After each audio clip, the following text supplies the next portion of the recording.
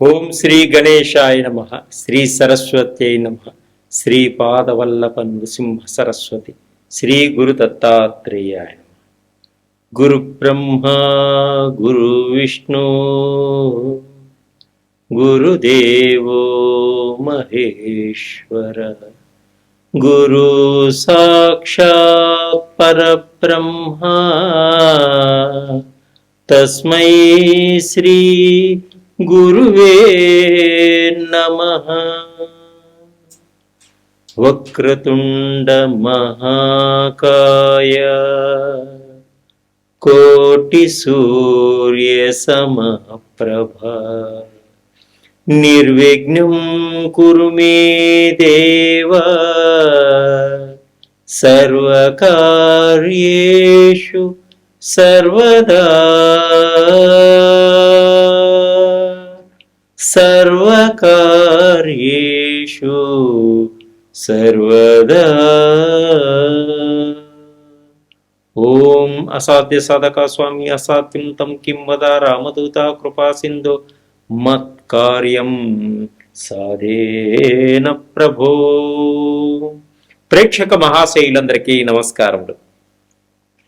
శ్రావణ మాసంలో ద్వాదశ రాసులకి ఏ విధంగా ఉంటుంది, ద్వాదశ రాసుల వారు ఎటువంటి పరిహారాలు చేసుకోవాలి, ఈ ద్వాదశ రాసుల వారు ఈ మహాలక్ష్మి అమ్మవారిని ఏ విధంగా పూజించుకుంటే మనకి ఆర్థిక పరిస్థితిని బాగుంటుంది, ఆర్థిక పరంగా ఎదగగలుగుతారు, ఉద్యోగం లేని వాళ్ళు ఉద్యోగపరంగా ఏ విధంగా ముందుకు సాగగలుగుతారు, విద్యలో ఎలా రాణించగలుగుతారు, కుటుంబంలో అందరూ ఎలా సఖ్యతగా ఉండాలంటే ఆ అమ్మని ఎలా పూజించాలి అనే విషయాలను మనం ఇప్పుడు తెలుసుకుందాం. ముందుగా మేషరాశి వారు ఈ శ్రావణ మాసంలో ఏ విధంగా ఉంటుంది, ఈ శ్రావణ మాసంలో వారు ఏ తల్లిని పూజ చేయాలి, వారికి ఎలా ఉంటుంది ఇప్పుడు మనం తెలుసుకుందాం. మీనరాశి. ఈ శ్రావణ మాసంలో మీనరాశి వారికి కుటుంబ పరంగా ఏ విధంగా ఉంటుంది, వృత్తిపరంగా ఏ విధంగా ఉంటుంది, ఉద్యోగ పరంగా ఏ విధంగా ఉంటుంది, ప్రేమికులు ఏ విధంగా ఉంటారు, విదేశాలు వెళ్ళవాలని అనుకునే వారికి ఏ విధంగా ఉంటుంది, రాజకీయ నాయకులకి ఏ విధంగా ఉంటుంది, ఉద్యోగస్తులకి ఏ విధంగా ఉంటుంది, నిరుద్యోగులకి ఏ విధంగా ఉంటుంది ఇప్పుడు మనం తెలుసుకుందాం. ఈ మీనరాశి వారికి ఈ శ్రావణ మాసంలో ఏ పని చేపట్టినా కూడా విజయాన్ని సాధిస్తూ ముందుకు వెళ్ళగలుగుతారు. భయం అనేది ఉండదు, ఆత్మవిశ్వాసం ధైర్యంతో ముందుకు సాగుతారు. ప్రతి పనిలోనూ విజయం ఉంటుంది. అన్ని గ్రహాలు అనుకూలంగా ఉన్నాయి. ఆగిపోయినటువంటి మీ యొక్క పనులన్నీ కూడా చకచక ముందుకు వెళ్ళిపోతాయి.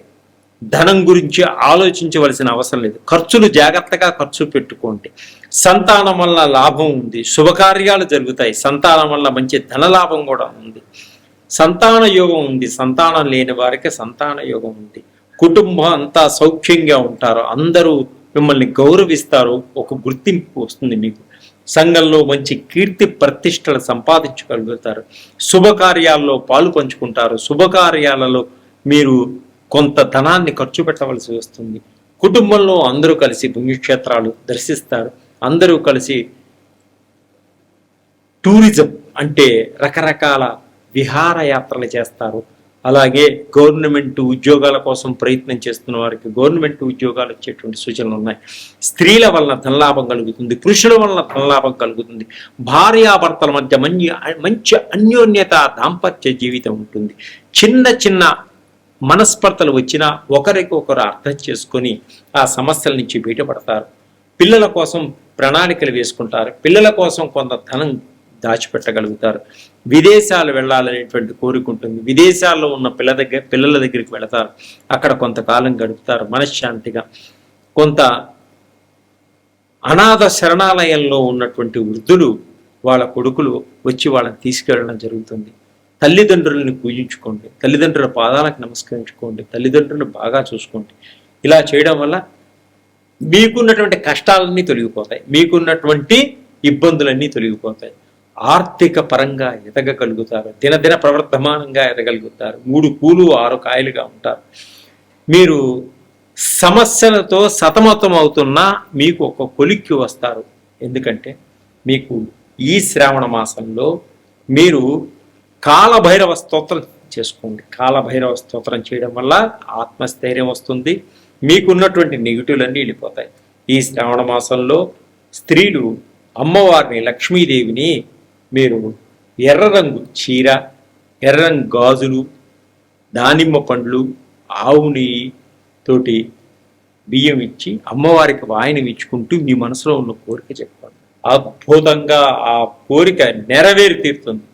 ఆర్థిక సమస్యలన్నీ కూడా తొలగిపోతాయి, కష్టాల నుంచి బయటపడతారు, సుఖవంతమైన జీవితం ఉంటుంది, భార్యాభర్తల మధ్య మంచి అన్యోన్యత ఉంటుంది, ఒకరికొకరు అర్థం చేసుకుంటారు, మీ యొక్క తల్లిదండ్రుల కష్టాలన్నీ తీరిపోతాయి, మీ యొక్క కుటుంబంలో అందరూ మిమ్మల్ని అర్థం చేసుకుంటారు, అందరూ మీకు సహకరిస్తారు, మీ మాటకి విలువిస్తారు, మీ పిల్లలు కూడా మంచి ఉచ్చ స్థితిలోకి వెళ్ళగలుగుతారు.